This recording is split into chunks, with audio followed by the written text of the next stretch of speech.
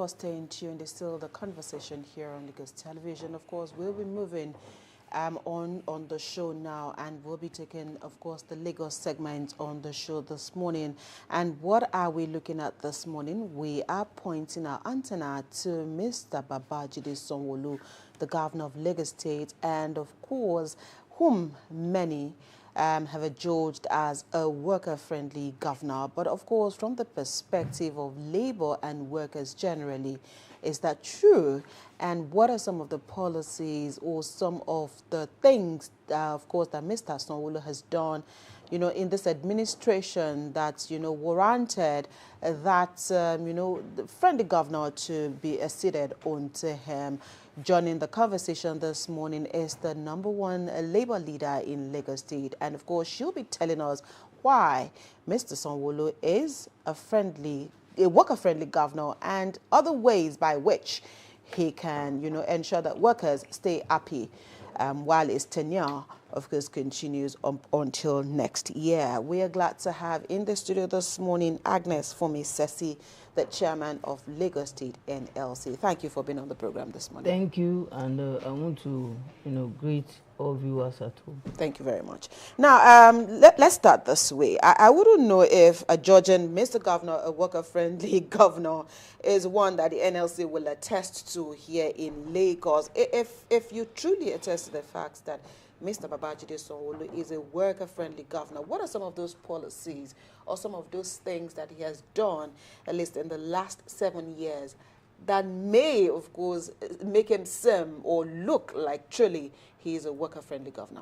Okay, thank you very much. You could agree with me that the last Workers' Day, which came up on the 1st of May, the workers generally from the 2 labor centers, NLC, TUC, all the workers in Lagos, in the formal and the informal sector, public and the private sector, we all agree that we should give an award of workers-friendly or labor-friendly governor to our governor of Lagos State, Mr. Sanwo-Olu, for so many reasons.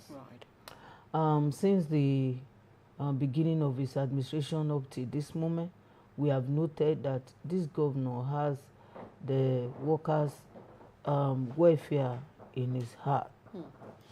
His administration policies are policies that also affect the workers in a positive way.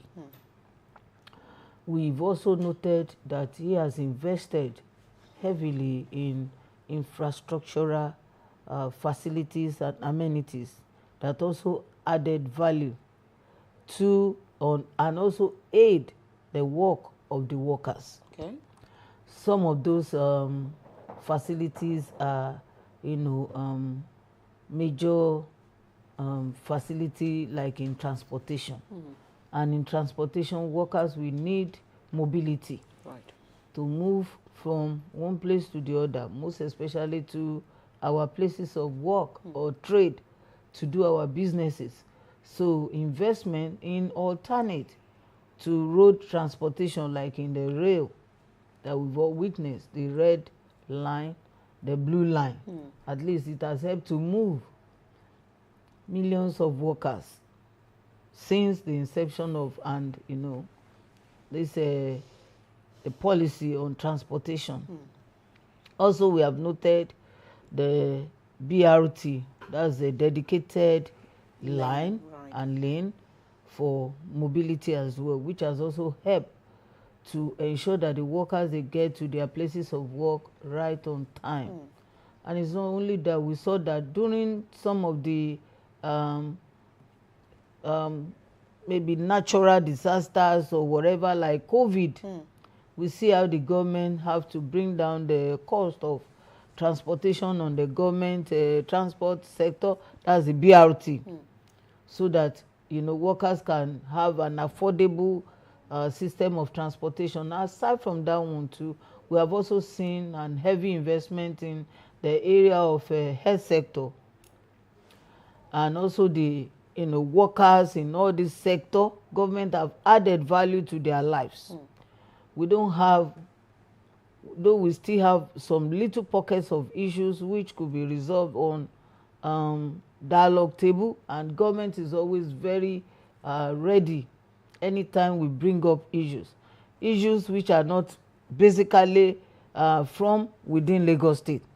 Sometimes when there are allowances that has been granted at the federal level, then from there we have to bring it down to the state level. So, and the state also need to understand before they go into commencement of payment or whatever. So that is all those kind of issues that we have. And we can also note that even the retirees in Lagos State, their story is different from many of other states. You understand? Many of the areas that were owed before this man assumed office, he cleared them in billions. Okay. And anytime there is a negotiation on minimum wage, this governor does not stress us before implementing. In fact, in Lagos State, they even pay a little above the minimum wage. If federal government is paying the federal workers 70,000 minimum wage or 77,000 thereabout, Lagos is doing 85,000. Though we agree that there are states that has a factor like Lagos, like Rivers State, Kano State, and Abuja, because of the nature of those states. Nature like a city life. You understand, where there is escalation in the prices of goods and services. Right. So because of that, and for this current minimum wage, in fact, Mr. Governor did not even wait for us to go into negotiation or argue or start trading before he even came out to announce that, okay, for workers in Lagos State, let us announce 85,000 naira.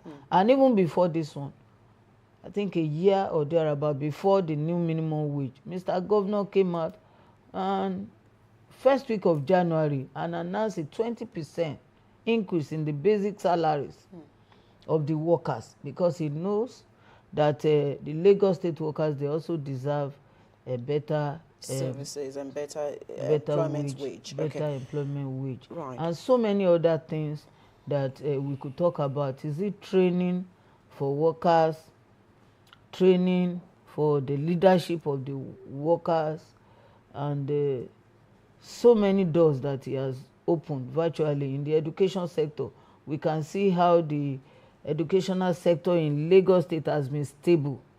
You don't see the workers in the educational sector going into strike because of issues with the state government. And that has helped the calendar of the academic institutions in Lagos, and which also made the state institution, that's LASU, the flagship of Lagos State, to be the most subscribed university. Last year, more than 77,000 Jambai subscribed to LASU, which was the highest. This year again is about 84,000, which consecutively for 2 years now, LASU is the most subscribed university. That is telling us something, that Lagos State government is doing some things right. Okay. And that is why students who aspire to go for higher education, they want to come into the state tertiary government institution, tertiary institutions. Okay. And we can also see that the government has also did what? They upgraded some of their institutions to a degree awarding institutions. Right. Like a College of Education before, they see that our students, they see the need of the student. The student don't want to go through the route of, merry-go-rounding, pass through get NC and then before you now. No, they want to go straight and direct to the university. So the government now arise to the need of Lagosians and the student and upgraded.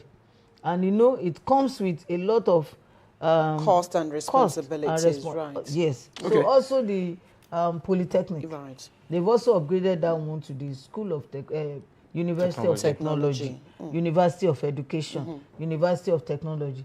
Lagos State government is also in the verge of, the medical, right? Yeah, the LASU University, LASU College of Medicine. They now want to also upgrade it to Lagos State University of Medicine. So you can see in the educational sector, you can also see the secondary school that the president just commission that was upgraded 36 schools in an environment that is the first in the history in Africa, where you even have resources for the students to develop in sporting activities. Right. I think we need to give kudos to this man who is silently doing so much to be the best amongst his equal. But he is not making noise about all this achievement. I do agree with you that Mr. Governor has done so much for the workers of Lagos State. But while highlighting those things in the education sector, transportation, what about housing? Has it done anything significant for workers in Lagos State to address the shortage of housing in the state? That's on one side. And what were the major takeaways from the just celebrated Workers' Day, aside from that 50,000 naira for the month of May? Yeah, we all agree that Lagos is the most populous state in the country. Set aside the census of several years back, if the census has to be conducted today, Lagos will be, we also regarded Lagos will be the, most populous, having almost 30 million Nigerians of diverse ethnicity residing in Lagos. So for that reason, housing will always be an issue in Lagos. And we all know that I'm not speaking for government, but I just want us to, have a reality that government alone cannot do this. That is why we've also seen some realtors, some property developers partnering with government and also leveraging on all those areas of need in the housing. In the time past, government has done so much in the area of housing need for Lagosians. I won't only say for workers, for Lagosians, having these Lagos homes. But I don't know, maybe for some reasons, government want to diversify into other sector. That particular area of housing now, we need a critical review. Government need to also now do what? To invest in that area now. They need to go into more investment in housing need, because there is a lacuna in that, there is gap in the housing sector, and government need to come into it. And most of Nigeria have been they have been lured by some of these people who call themselves developers, and their hard-earned money have been taken from them without actually providing the much-needed facilities, the homes for them. So government needs to come to the aid of workers, because even with our salary, how much does anybody think that in Lagos you want to buy like 3-bedroom, you are parting with 70 million? Even by the time we work for 35 years, you can't even put that together. Pension, take home, insurance, everything put together is not even up to half of that 70 million. Unless something is happening as a worker, you can never. So that is why we appreciated the initiative of Fashola administration that came up with Lagos Homes, where you can get a government housing that built by government, subsidized by government, and then you pay for a period of 10 years. But that has not really been a major policy. Policy of this administration. And we want, I don't know for any reasons that government has done that, but we want government to, come to the aid of workers and Lagosians, not only the workers, Lagosians, and invest and also help us to subsidize that area. If government can come up with government landed properties, that is a plus. And just invest in, building all these infrastructure homes, affordable homes. Right. And also, give like the mortgage. Right. And then Lagos you pay Homes. little by After all, little. we have a Lagos mortgage bank or There's board. The building, yes, the building Exactly. insurance LBIC. company, LBIC. So let Lagos invest more in housing for Lagos workers and Lagosians. Okay. Not only the workers, but Lagosians. We will appreciate that more Right. The other leg of the question. Okay. Yes, the second leg of the question is about the 50,000 naira palliative on transportation. Government has also noted, and we also made government to understand that workers are reeling in pains because of the aftermath of the Middle East crisis. needless, unwarranted war of the Middle East of Iran, Israel, and the US, which has also caused a shift in our norm life. So our normal life, our salary has not increased, and yet the cost of, when we negotiated the last minimum wage, now then, as at then before the war, the price of the PMS was around 600, hovering around 600, 650. But with the war now, the cost of PMS is now 1,300, 1,350. That is times 2, triple. And all the prices, the cost of goods and services, including transportation, including even those who built their houses 20 years ago, they have also added to the rent and accommodation.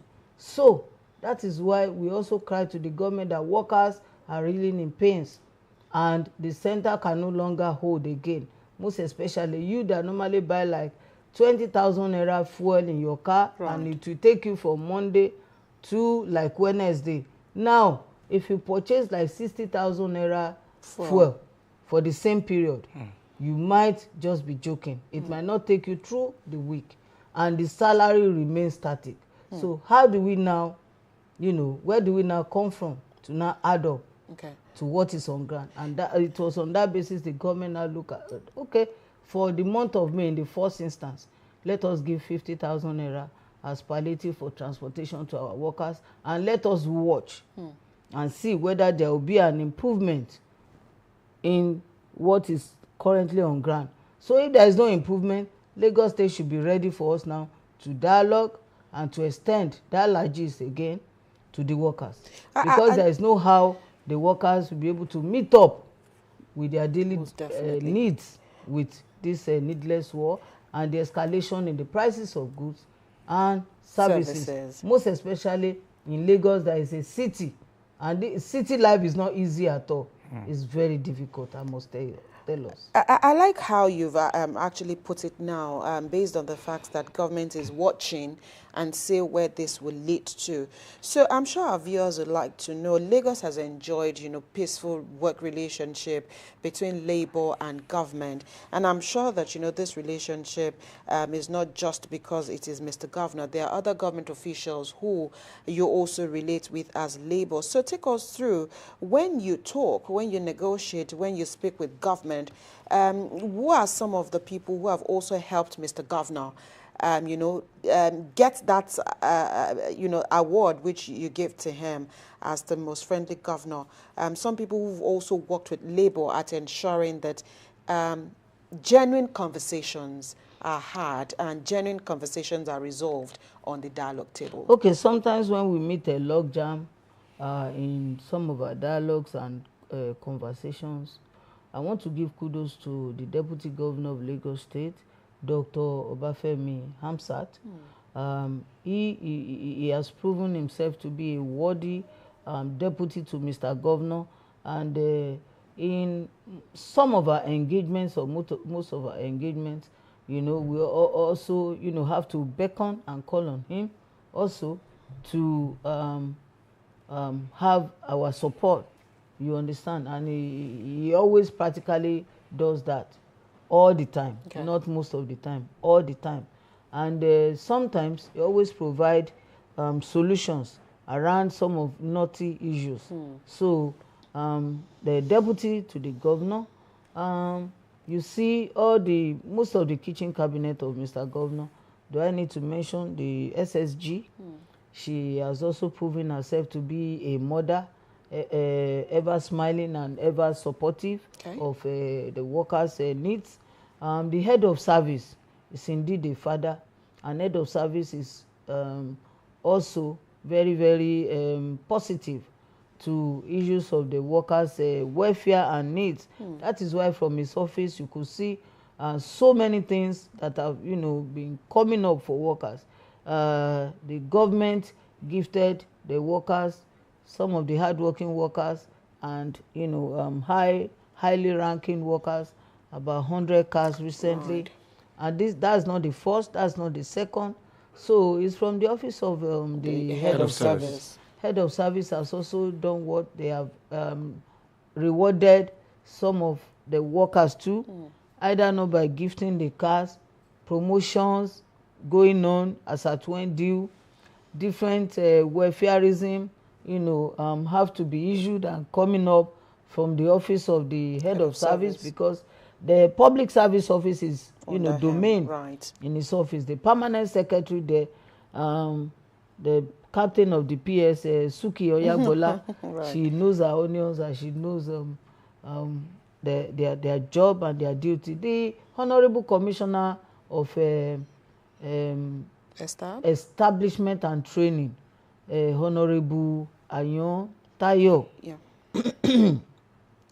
The man was also awarded by the labor, the workers, at the Workers' Day. Himself, the head of service, because they have always proven themselves to be friends of the labor, and they are worker friendly, and most of the time they also engage us. Their doors are always open for conversations, for decisions that are not anti-workers, but decisions that will be, that will positively add value to the lives of the workers. So, and they are not the type of people that shut their doors against the leadership. When you call them any time of the day, they pick their calls. Even when it is not expedient for them to pick their call immediately, they always return the calls in no meantime. And we are always, ever, they are always ever ready to support our cause. And we move together. We dialogue, we talk, and we reason, and so many things that I cannot come out openly on television to say. So behind the scene, those who make the workers to feel comfortable, they are those that I'm mentioning. The permanent secretary establishment, the director of industrial relations at the Ministry of Establishment and Training, the directors, other directors, the director of staff, director of training, because our training is also very key and very important. The joint negotiation side of the trade union, there are some of their programs, because they are in the mainstream of the public service. Yeah. So the training of the joint negotiation side, that's the 17 union in the mainstream, is also very key and very important. And these are the people that drives it to happen. So for many of the things that they have done and that they will still do, on behalf of the workers, I want to appreciate them openly once again, and I say thank you to them. And this is to also urge them that they have to do more for the workers, because everybody knows that we are the one that creates the wealth. If we don't create the wealth, where will the wealth come from? Yeah. So the hand that tills the ground will also deserve more. So, and for them treating us with respect, we appreciate them. That respect, we still want to, to continue to do more for the workforce. Okay. There's a double-barrel question for you here. The name of the person is Shegu. Actually, he didn't disclose the agency where he is. And he's saying that now it is time for politics. So, and you have to use what you have to get what you want. What does Labour intend to do to use the power of negotiation to get something tangible from those that will be vying from these and that office, especially governors and deputy governors, as we look forward to another round of election? That's one. And he's also saying that why is it that some perks that they enjoy at the mainstream, agencies of government, MDAs, do not enjoy such? What is Labour doing in that direction? Okay, thank you very much. The first one is the time has passed when Labour we also fold our hands and we don't also contribute into election of our leaders. Now, we're also very interested in those who we direct the affairs of the state and who will be our leaders. So we don't want to have people that we, have the interest of the people in their heart. So for this last one, we participated fully. And for this one, this road that we are going now, I will be sincere with everybody. Labour in Lagos State, we are going to participate fully. When it is time, we know the candidates that we want to follow. We are just keeping a tab and we are following the politics as it's unfolding. Okay. So when it is time for us to come out fully, we will come out with our chest. Because we too, we want a candidate like Sanwo-Olu that we supported and we follow. He knew that we followed him, we supported him, so he has never denied us. Okay. That's why, you know, anything, we have a soft touch from him, and we always got his back. So for this route again, we are going to support a candidate. And the candidate we are going to support, we know the candidate in our own mind. But and when it is time, you will unveil. We will unveil. Okay. We will come and we will bring our face out. We are not hiding. With our full chest, we will come out to say, this is our right. Right. It's our fundamental right. And that is aside from the labor that we are doing, labor issue. So politics, everybody. You are fully involved. We will be fully involved. Okay. And we'll be there so that when we are knocking on the door of the person that all of us will use our might, we use our strength to vote support, for. will not deny us. Okay. We know that we were partners in progress. Okay. So we also aided his position to get there, and for that reason, we will soften the ground for the workers. Okay. So the other question. Yeah, the other one.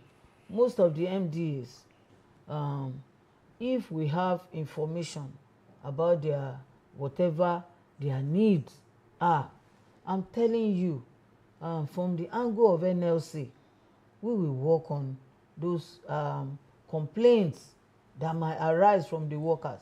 Our job is to ensure fairness to the workers, injustice. Injury to one is an injury to all. If there is a worker that is down, all of us too, we are also down. So if we have complaints from many of the MDAs, I want to assure you that we will attend to it. We agree with me that in the recent past, when we got some information about what goes on at one MDA, is it this MDA on tax? LIRS. We went there. We entered the place, even despite the fact that the kind of the way in which the workers, were engaged in the office. They were like telling us that we know that this is not fully a government. We told them, but they are workers. So even if it's not a fully government agency but they are workers in Lagos State. Exactly. So they are workers, and for that reason, the trade law stipulates that worker. So if they are working to put food on the table for their family, they are worker. Either they are selling pepper, they are selling meat, they are doing vulcanizer, or you are in the office just to work in, you are a worker. And for that reason, no worker should be denied of their rights and their privileges. So we will always be there. I want to assure you that for us, we fight for your right. Tell us, and we will be there to speak for you. We are the voice for the voiceless. Right. So from the angle that you've raised it now, a lot of people also seem to be losing trust in labor, thinking that labor is also just for a select few, maybe for those in government employ. But here you are saying today, if you are a worker in Lagos, NLC is, would always rise to ensure that your rights are protected. So I'd like for you to again, give the assurances this morning that NLC in Lagos is not for a selected few, but for the rights of workers generally in the state. Yes, I will agree with you that in some instance, people might lose interest, probably maybe for because they don't really have understanding or the knowledge of how they have to go about things, or when they don't also have an access to the people they can talk to. You know, they will just be outside judging you anyhow. So let me assure us that Nigeria Labour Congress in Lagos State, we are very strong. Not only that we are strong, we are diligent.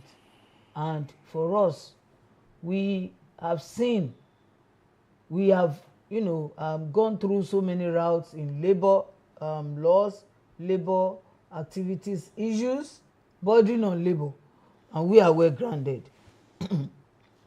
Everything that we add value to the lives of workers. I want to restate and to tell you that workers could be in the public, in the private, informal or formal. The informal sectors are those ones that do work of their own, like meat sellers, like vulcanizer, mechanics.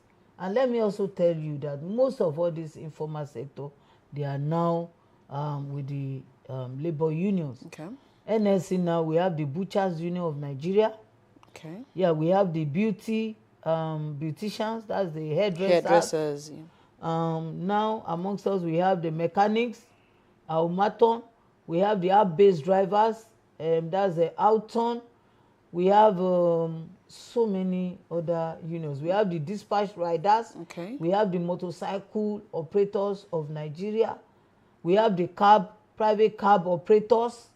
So it's expanded now. We are expanding and we are accommodating More even people. the workers in the informal sector. We also have the workers, the cattle dealers and perishable food sellers. In our, you know, we have the market dealers. That's NUMTEM, Nigeria Union of Market Traders Association Union in NLC. So the coast is becoming large and we are accommodating more workers. Either you are in the informal or the formal sector. Come and we will be there to liberate everybody. Our voice is our strength. When we are large, when we are together, we speak the same language. And that language is injury to one. It's an injury to all. So we are ready. NLC in Lagos State, come with evidences that we need to work with. Okay. And what you do your thing. Trust me. Okay. Trust me, we'll be there for the workers. Okay, Comrade Sessi, before we let you go, so many messages are coming in here.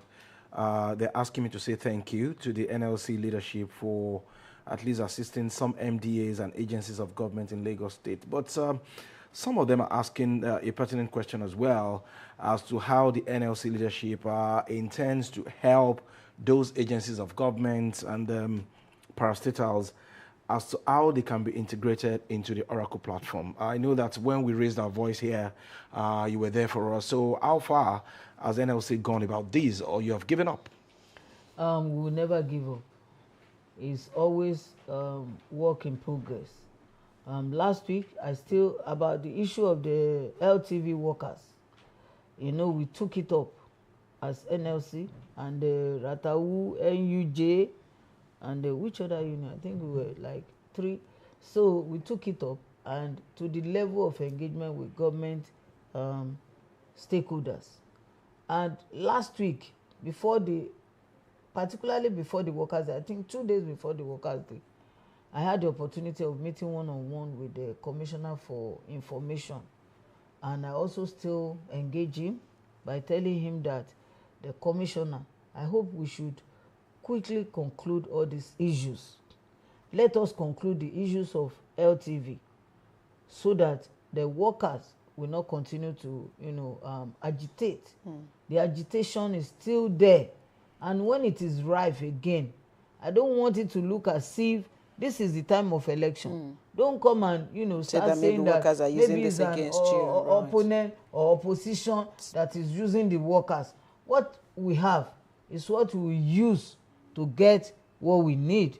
So if there is a breakdown of negotiation in a peaceful way, Labour, we know how we do our things. And we don't want to wield a big stick on this administration. We know that Mr. Governor has always been doing his own to ensure that workers, we don't have a breakdown of law and order, and dialogue okay. between us. But those, the administration, those ESCO too, That's the kitchen cabinet of Mr. Governor. Please always help this man to, record 100% success of his administration. So those who need to do something in their own sector, that's in their own ministry, Mr. Governor cannot be everywhere. Right. Yeah. So if you are a commissioner of a particular ministry, it will be good for you to do it well, so that when you are also leaving that office, the story you'll be leaving behind is that people will admonish you that you have done well in that office. So if you add value to the lives of the people, it doesn't remove from you. It will even add to you. So this is a message that I'm passing to the Commissioner for Information. Do it well to impress it on the governor that these workers that are bringing out information on the activities of Lagos State, they also deserve the best. Commissioner for Information, this is for your office. Okay. So that what you are leaving behind will be success story all the way. Okay. We'll have to leave this conversation here this morning. Thank you so much, Comrade Agnes Funmi Sessi, Chairman, Lagos State NLC, for finding time to be with us on the program today. We appreciate your thoughts and we wish you the very best. Thank you, and I thank all Lagos workers for their support so far. And I thank all Lagosians and Nigeria. Thank you. That's the much we take on this segment of the show. We'll take a quick break. The conversation returns shortly.